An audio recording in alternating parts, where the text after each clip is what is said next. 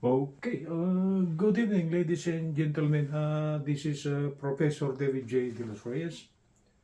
Okay, it's been a long time since I have my long video format. So, what I will be doing tonight, I will continue the topic on my long video format analytic geometry, and this will now be lesson number 9. This is a long video topic, so for those of you who are taking up engineering, this is for you guys. Or if you are taking your exams on the CAT or ACT, this will be of great help to you because it involves the concepts of the so-called slope of straight lines. Okay, let's proceed.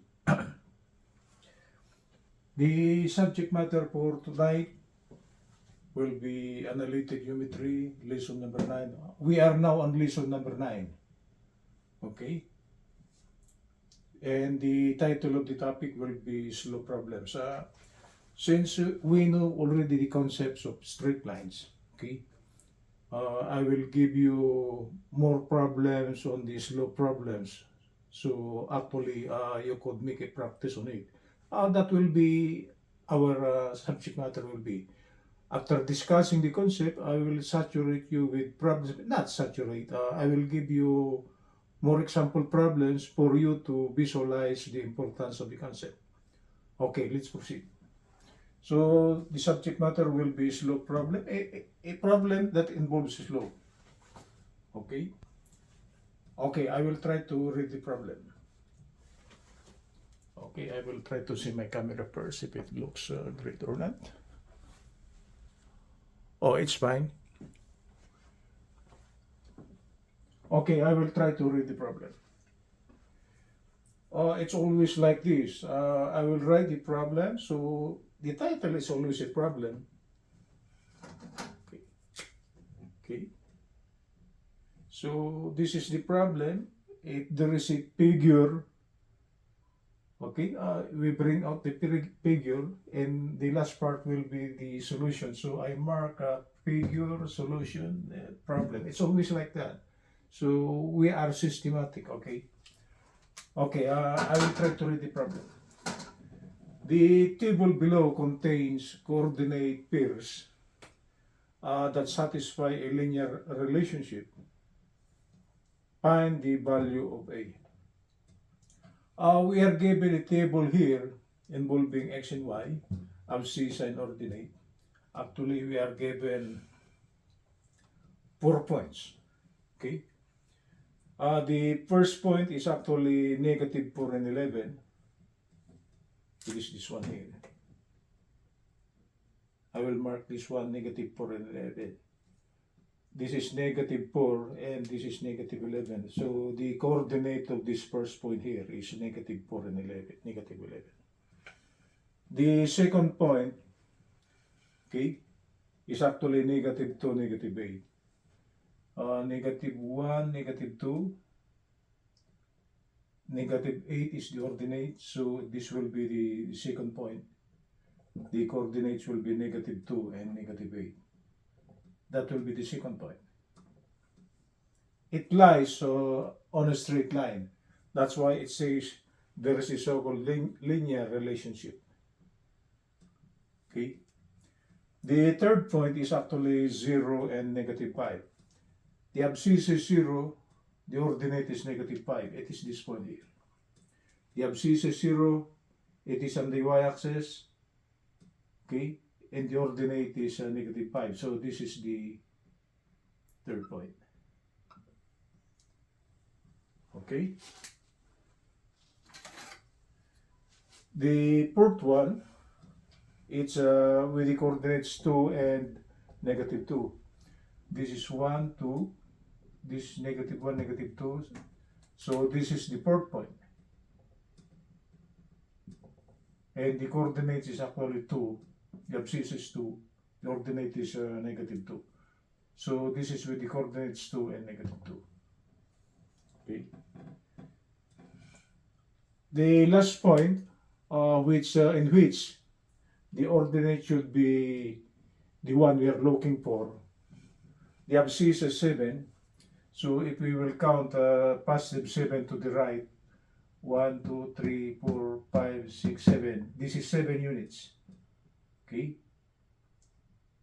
And supposed to be there is a corresponding ordinate, and the value is actually A. So actually we are looking for A. What will be this height here? So this is actually the unknown point, and the problem is asking what will be the ordinate of this one. The given condition,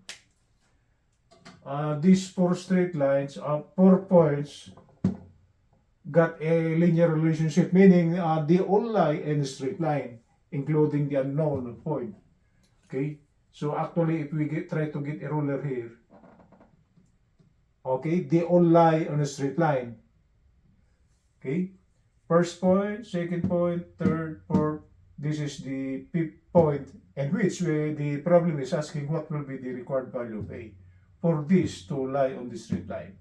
So actually in here, okay, if we try to connect all the points, it is a straight line. And the problem is asking what will be the value of A. Okay, let's try to bring out the solution. Oh, this is an easy one. To compute for the unknown ordinate of this A here, we'll try to compute first the slope of the straight line. Okay? There is a slope of this straight line here. If we try to draw a horizontal line here,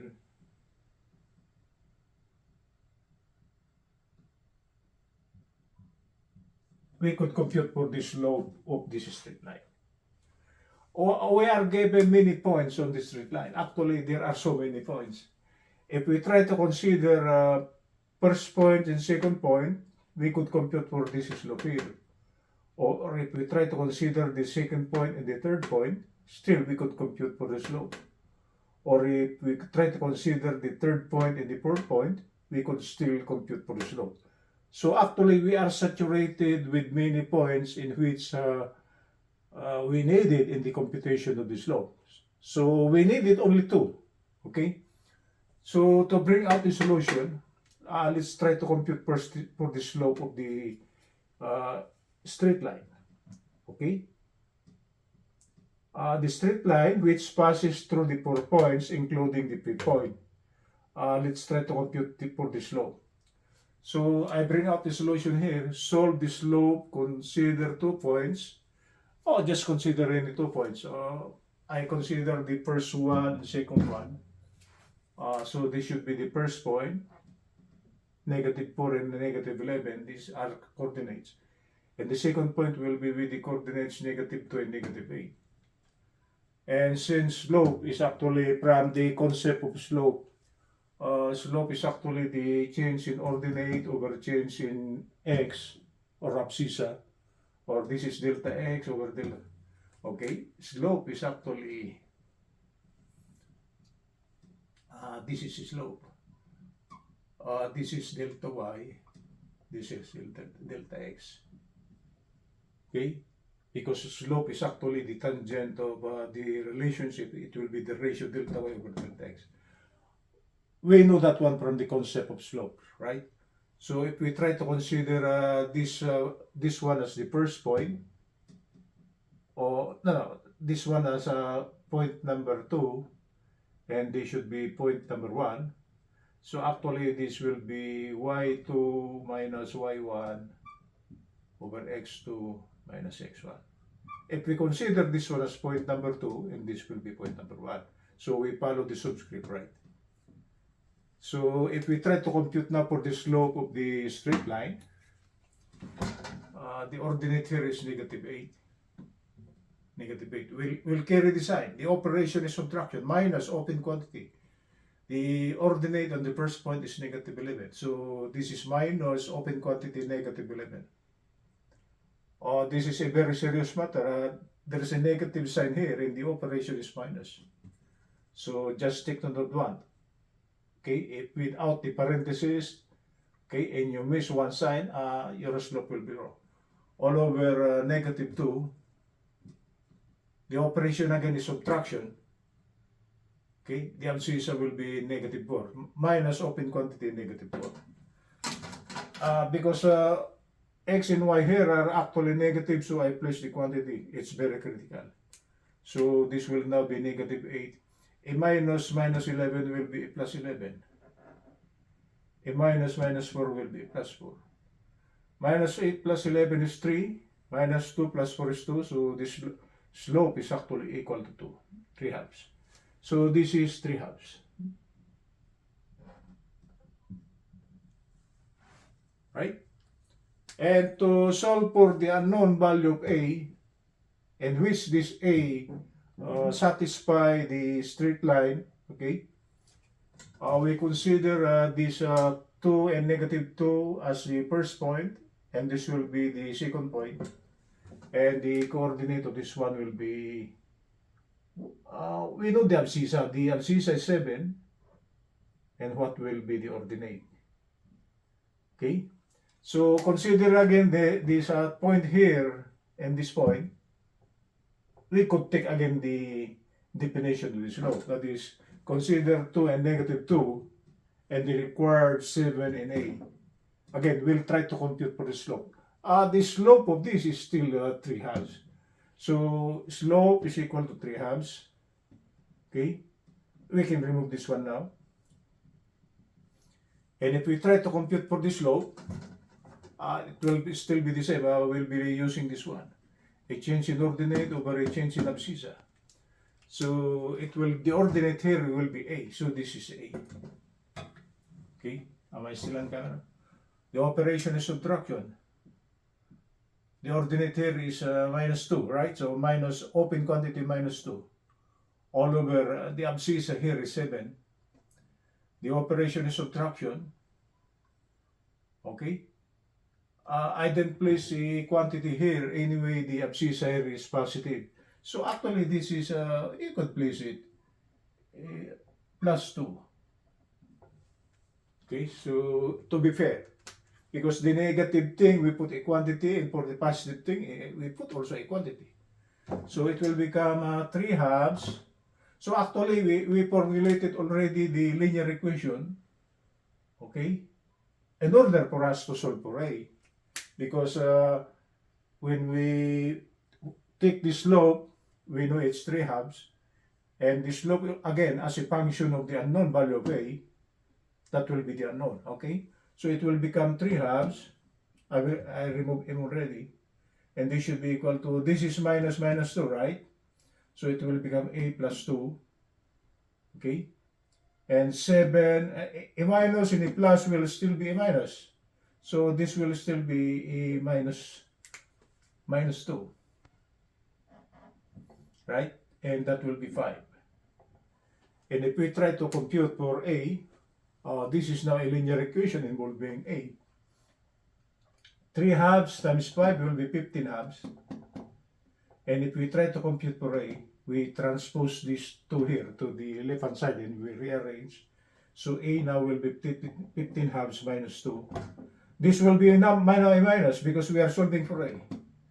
Okay, and combining two terms in which the first one is a fraction and the other one is a whole number, so it will become a 15 minus 4 over 2. And the value of A will be 11 halves. 11 halves. It's 11 halves. So the unknown value of here, A here is 11 halves. Okay.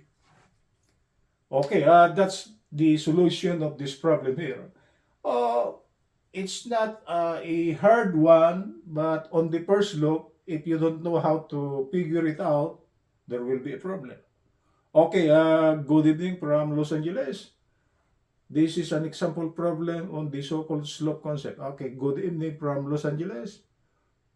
Professor David J.